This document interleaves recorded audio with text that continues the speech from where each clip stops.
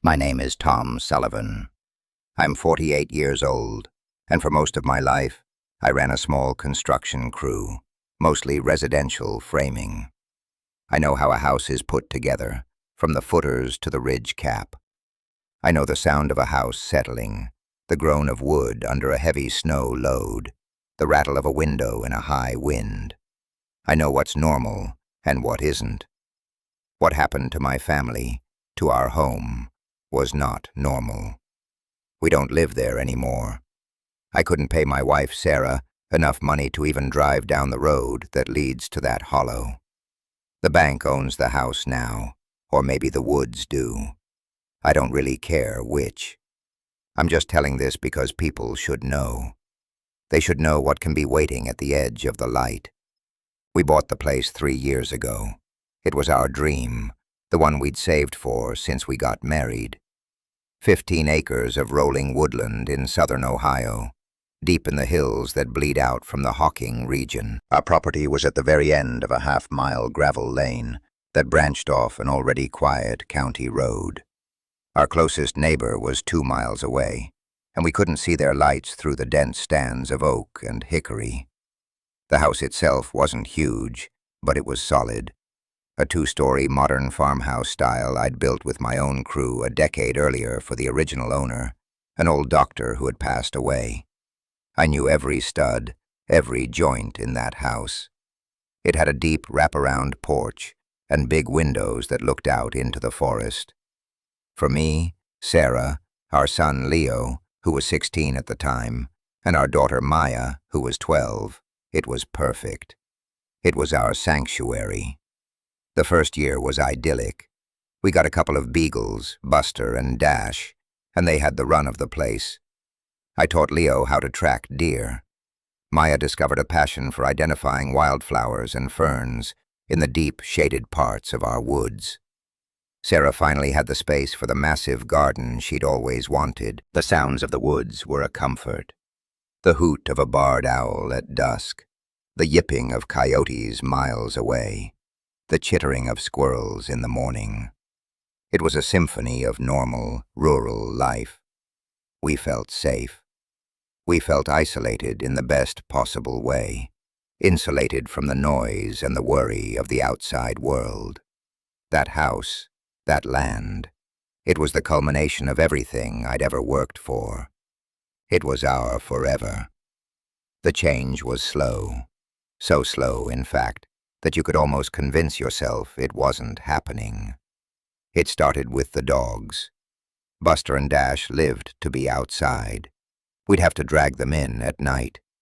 Then one evening in late September, they refused to go out. We opened the back door for their last run of the night, and they stood at the threshold, hackles raised, whining low in their chests. They wouldn't step a foot onto the porch. They just stared out into the blackness of the backyard, their bodies rigid. I stepped out, expecting to see a raccoon or a possum. But there was nothing. Just the crickets and the deep, silent dark. I told Sarah it was probably a coyote that had wandered too close, spooking them. We chalked it up to a one-off thing. But it wasn't. From that night on, getting them to go outside after sundown was a battle. They would do their business as fast as possible, right at the edge of the porch light, never venturing into the yard. They stayed close, looking over their shoulders constantly. During the day, they were fine, but as soon as the sun started to dip below the tree line, their anxiety would ramp up. It was the first thread that got pulled from the tapestry of our normal life.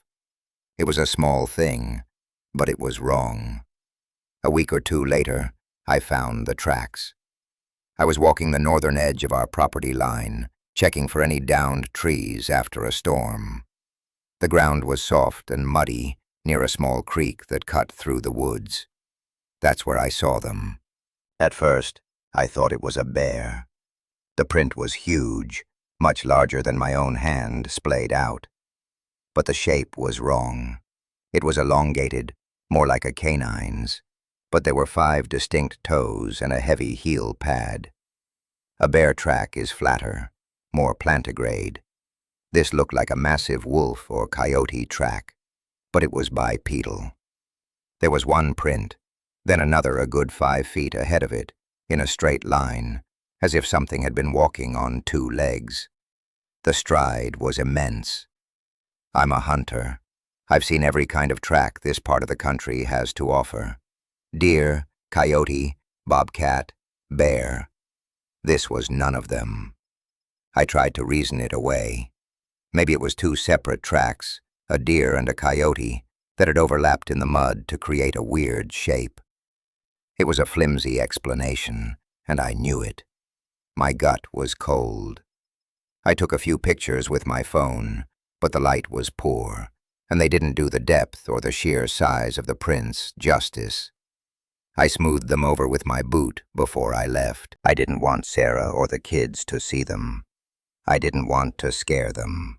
I told myself it was a bear. It had to be a bear. Then came the sounds. Not the familiar yips of coyotes. This was different. One night, we were all watching a movie when a noise cut through the dialogue. It came from deep in the woods, a long, drawn-out howl that slid into a guttural, angry growl. It was a sound that seemed too deep, too resonant to come from any animal I knew. It wasn't a wolf. Their howls are higher, cleaner.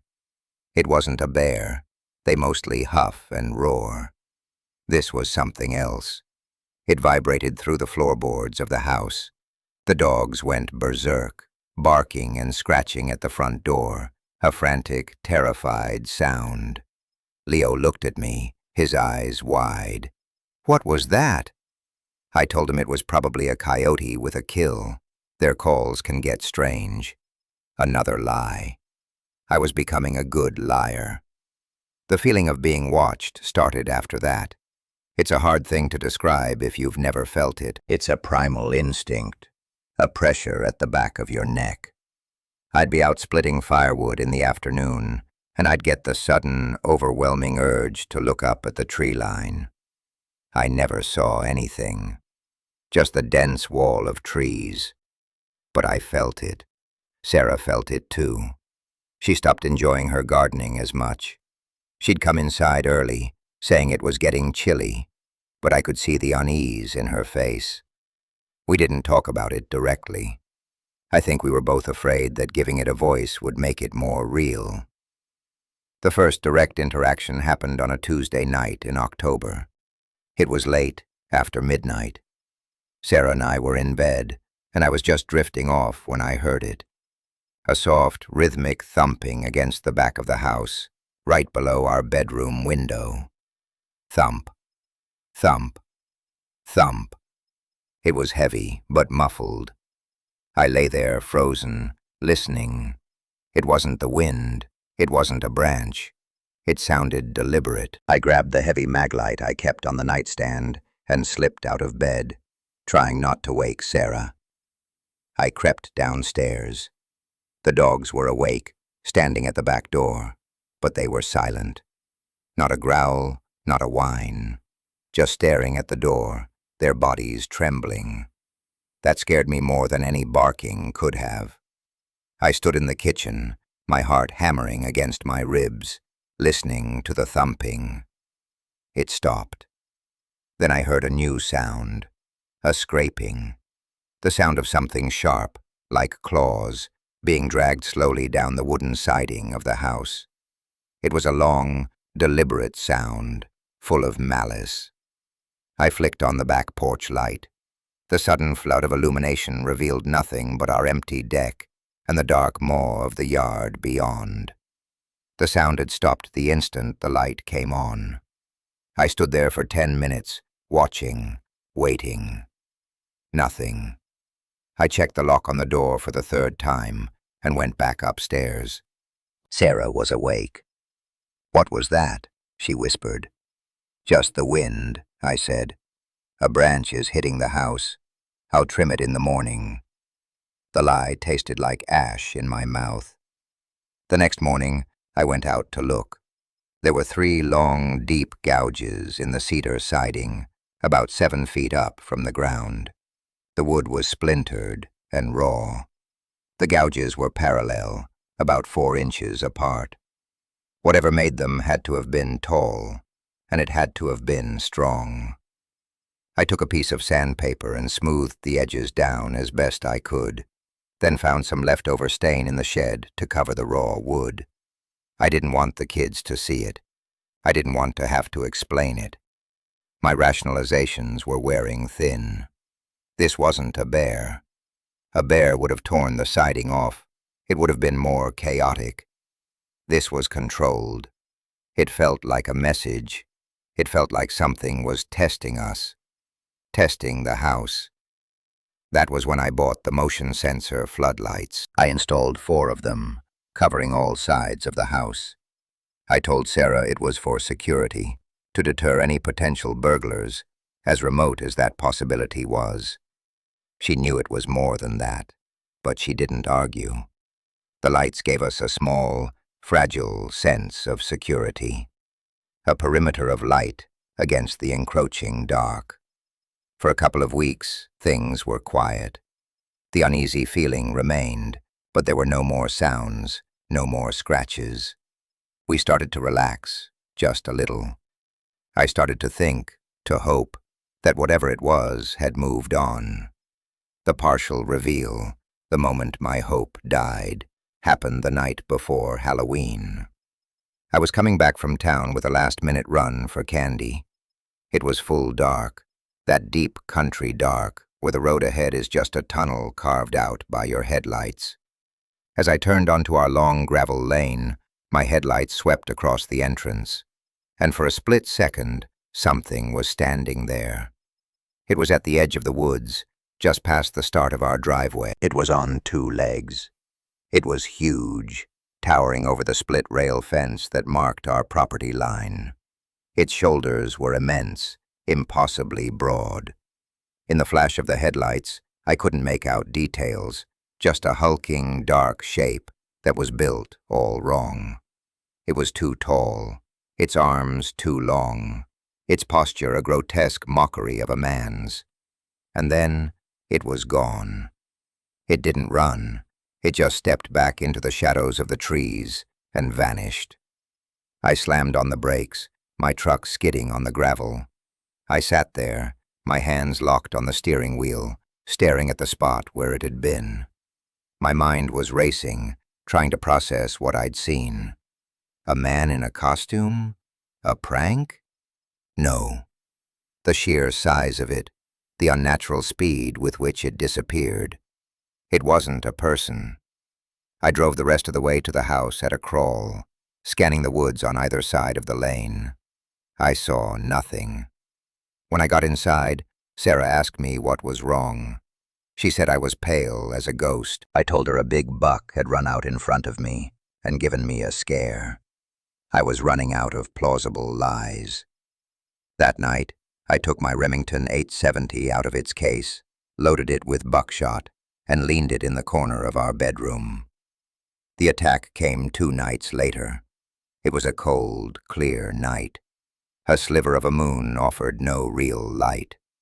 We had put the kids to bed, and Sarah and I were cleaning up the kitchen. The house was quiet. Too quiet. That's when the back floodlight snapped on, bathing the yard in harsh, white light. We both froze. Sarah looked at me, her face a mask of dread. I walked slowly to the kitchen window that looked out over the back deck, and I saw it. It was standing in the middle of our yard, about 30 yards from the house, caught in the glare of the light. It wasn't a silhouette this time. It was real. It was standing on 2 legs that were bent backwards like a dog's, ending in heavy, clawed feet. It had to be 7, maybe 8 feet tall. Its torso was lean but corded with muscle, covered in coarse, dark fur that looked black in the artificial light. Its arms were too long for its body, ending in what looked chillingly like human hands, but with thick, dirty claws instead of fingernails. But the head was the worst part. It was the head of a monstrous canine, a long snout filled with yellowed teeth, pulled back in a silent snarl. And the eyes. They glowed with a faint, reflected light, a sickly yellow-green. They weren't the vacant eyes of an animal. They were intelligent.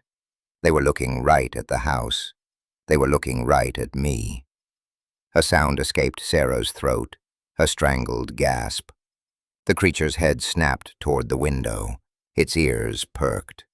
It had heard her. It took a step toward the house, then another. Its gait was unnatural, a fluid, loping stride that covered the ground with terrifying speed. "Get away from the window," I hissed, pulling Sarah back. "Leo! Maya! Get in our room, now!" I screamed, my voice cracking. I ran for the bedroom, grabbing the shotgun. I could hear Leo's bedroom door open, his panicked voice calling for us. "Dad, what is it?" he yelled, meeting me in the hallway. Maya was right behind him, crying. "Don't look outside. Get in our room, get in the closet, and don't come out," I ordered, pushing them toward the master bedroom. I ran back to the living room, just as a tremendous boom shook the entire house. It sounded like a car had hit the wall. A framed picture fell off the mantel and shattered on the hearth. The creature had thrown itself against the front of the house. "Tom! Oh my God!"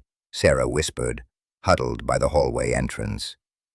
"Stay with the kids," I said, my voice shaking but firm. "Lock the door." Another crash, this time against the side of the house where the dining room was. I could hear the sheathing splinter. I knew how this house was built. Half-inch OSB, house wrap, cedar siding. It was strong for weather, not for this. I flicked off the interior lights, plunging us into darkness. The only light came from the motion sensor floods outside. It would make us harder to see. Then I heard a new sound, a frantic, metallic rattling. It was at the front door. It was turning the doorknob, back and forth, with violent force. The deadbolt I had installed held firm, but the sound of that thing, intelligently trying to open our door, sent a wave of pure, undiluted terror through me. This wasn't a beast blindly raging. It was thinking. It was trying to get in. The rattling stopped. A low, guttural growl rumbled from the porch. Then came the scratching. Vicious, deep gouges being torn into the solid oak of our front door. Splinters of wood flew inward from the force of it. I raised the shotgun, the bead sight aimed at the center of the door, my hands slick with sweat. I was waiting for the wood to give way, for that monstrous head to burst through. Suddenly the floodlight on the front porch went out. Darkness. Then I heard a sharp crack of stone on glass, and the light on the side of the house went dark too. It was smart. It was taking out the lights. It was using the darkness it was born in as a weapon. Now the only light was at the back of the house. I heard its heavy footsteps on the wraparound porch, moving with purpose toward the back.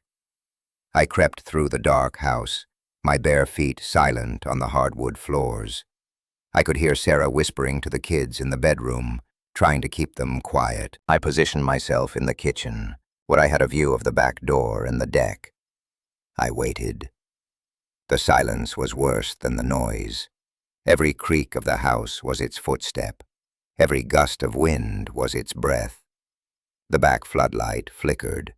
I saw a long, dark arm reach up, impossibly high, and with a single, brutal twist, it ripped the entire fixture from the wall. Wires sparked, and then we were in total darkness. The moonless night outside was absolute. We were blind. It was not. A heavy thump hit the back door. Not an attack, just a solid, testing push. The frame creaked. Then I heard sniffing, loud, wet, snuffling sounds right at the bottom of the door. It was smelling us. It was hunting us. The dogs in the laundry room were completely silent, utterly cowed. I could hear Maya begin to sob from the bedroom, a thin, terrified sound. The sniffing stopped. A new sound began, one that will haunt me until the day I die. It was a voice, but not a voice. It was a high-pitched, distorted mimicry of my daughter's cry. "Daddy!" it called from the other side of the door, the sound warped and guttural, like a recording played through a broken speaker. "Help me, Daddy!" My blood ran cold. It was trying to lure me, to trick me into opening the door. This wasn't an animal. This was a demon. This was something from the deepest parts of hell. "Don't listen to it, Tom," Sarah's voice came from the hallway, trembling. "It's not her." I didn't answer. I couldn't. I was paralyzed by the sheer malevolent intelligence of it.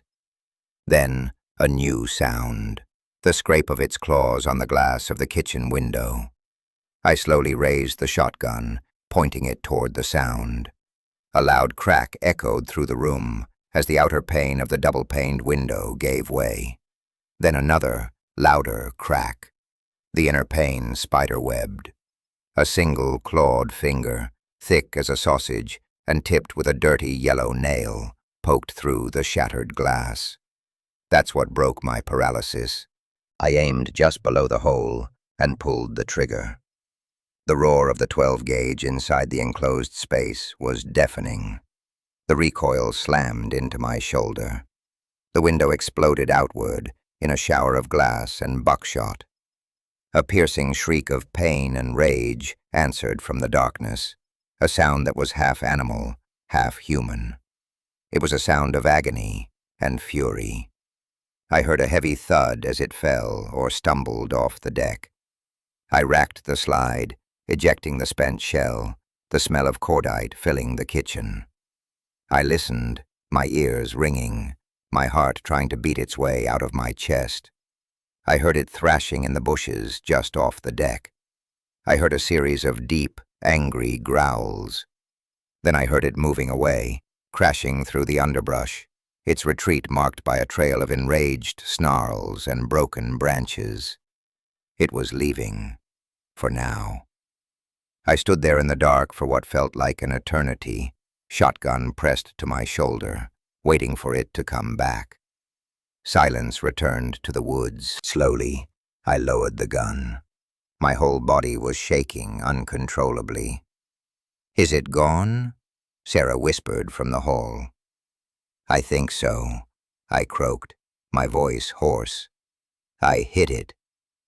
The bedroom door opened, and Sarah ran to me. The kids were right behind her. We huddled together in the middle of our ruined, dark kitchen. We all knew it wasn't over. I had hurt it. I had made it angry. It would be back, and we couldn't stay here. "We're leaving," I said, the decision crystallizing in my mind with absolute certainty. Right now. There were no arguments. The illusion of our sanctuary was shattered. The house was no longer a home. It was a trap. Working in the dark, using the light from our cell phones, we moved with a frantic, desperate energy. We didn't pack bags. I just grabbed my wallet. Sarah grabbed her purse. I told Leo to get the car keys for both our truck and Sarah's SUV. I didn't want to leave a vehicle behind. I grabbed the shotgun and the box of shells from the bedroom. We pulled on shoes over our pajamas. Every shadow in the room looked like a monster. Every creak of the floorboards was its return. Getting to the truck was the longest 50 feet of my life. I went first, shotgun raised, scanning the impenetrable darkness that surrounded our small island of a home. Leo helped his mom and a still sobbing Maya into the crew cab of my pickup. I stood guard, my back to them, facing the woods. The silence was deafening. I felt 1,000 unseen eyes on me. "Everybody in?" I called back, not daring to take my eyes off the tree line. "Yes, go, Tom, go," Sarah yelled.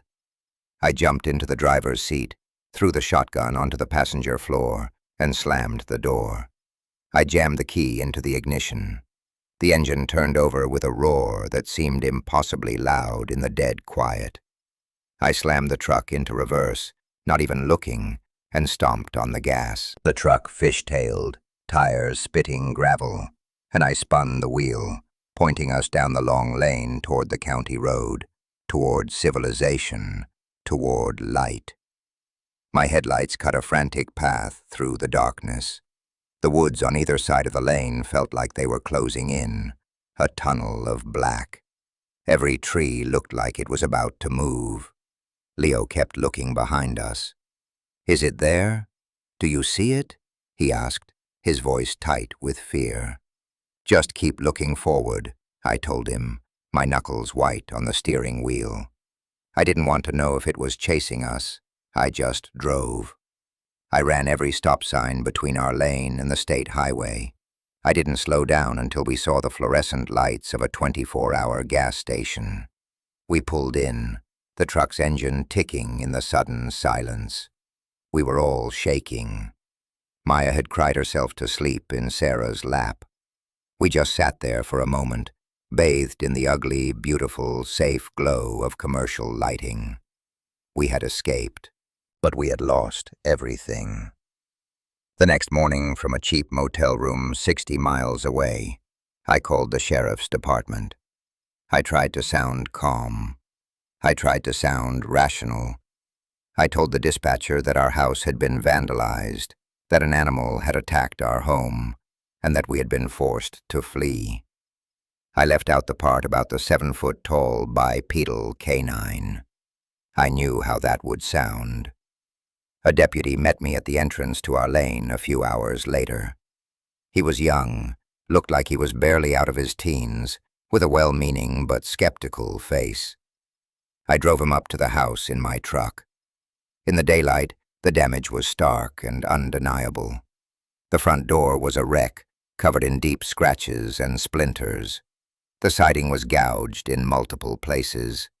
The motion lights were ripped from the walls, wires dangling uselessly. The kitchen window was a gaping hole. The deputy walked around, taking notes on a little pad. "You said an animal did this?" he asked, his tone polite but laced with disbelief. "Yes," I said, "a big one." He looked at the gouges on the door, 7 feet up. "Must have been a bear," he said, though it sounded more like a question. "A very large, very angry bear." He pointed to the broken kitchen window. "And I guess it threw a rock to break this window?" He was trying to be professional, but I could see the skepticism in his eyes. He thought I was lying. He thought maybe I'd had a domestic dispute and was trying to cover it up. I took him to the back, to the deck. There was a large, dark stain on the wooden planks where I had shot the creature. And next to it, on the ground, was a trail of the same dark substance leading off into the woods, blood. "It was right here," I said, my voice shaking. "I shot it." The deputy knelt and looked at the blood trail, but he didn't seem particularly impressed. "All right, Mr. Sullivan," he said, standing up and brushing off his knees. "We'll file a report.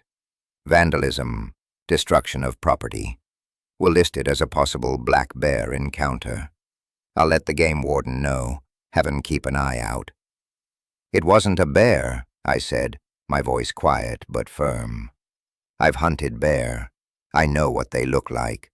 This was something else." He gave me a patient, patronizing look. "Sir, there are only so many possibilities. In these woods, it's a bear or a person. You're telling me it wasn't a person, so..." He left the sentence hanging in the air. He clicked his pen. "Will you be staying here tonight?" "No," I said, looking at the house. It looked violated. The windows looked like dead eyes. "We're never staying here again." He just nodded, finished his notes, and told me they'd be in touch if they found anything. I knew they wouldn't. I knew they wouldn't even look.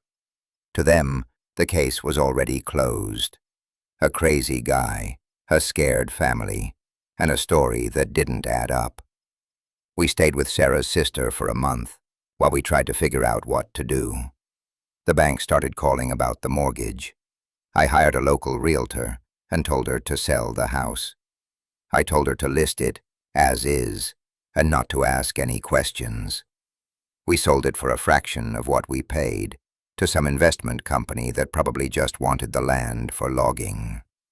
We never went back. Not once. I left all my tools in the workshop. The kids left their toys, their books, everything. We just walked away from our lives. A week before the sale closed, I got a call from a private number. It was the county sheriff himself, a man named Peters, who was nearing retirement. He asked if I could meet him for coffee. I agreed, and we met at a diner halfway between his town and where we were staying. He was an old, weathered man with kind eyes that had seen too much. He let me tell the whole story, all of it.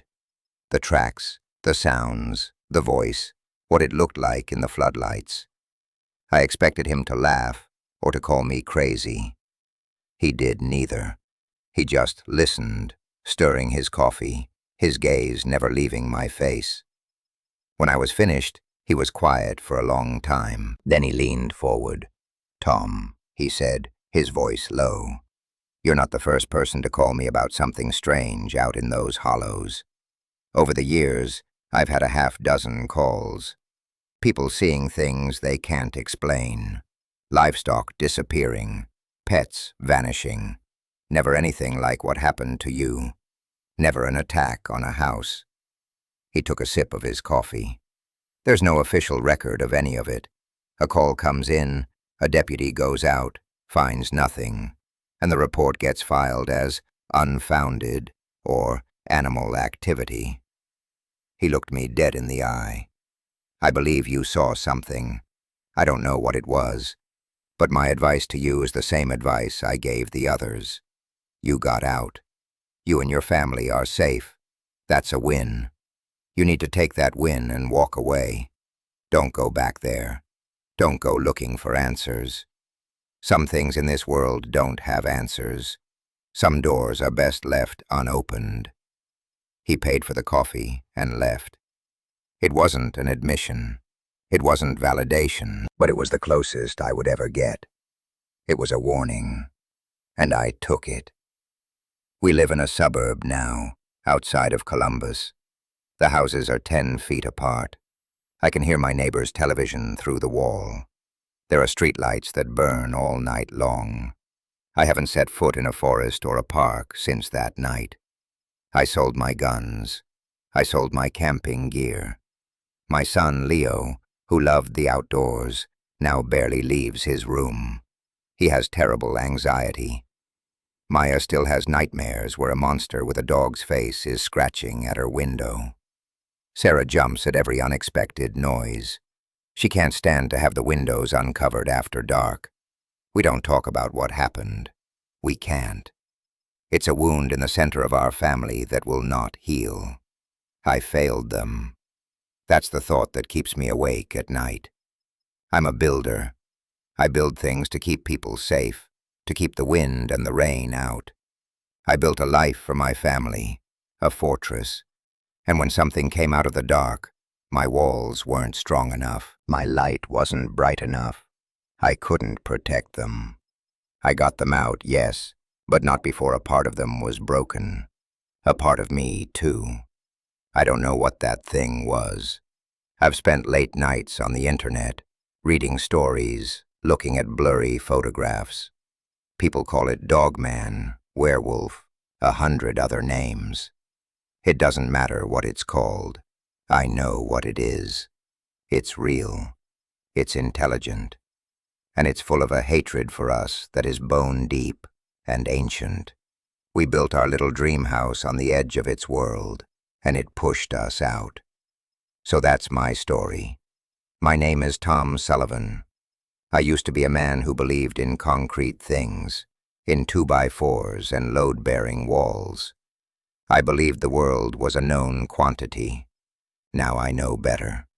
I know that the maps are wrong. I know there are still dark places, even in a settled state like Ohio.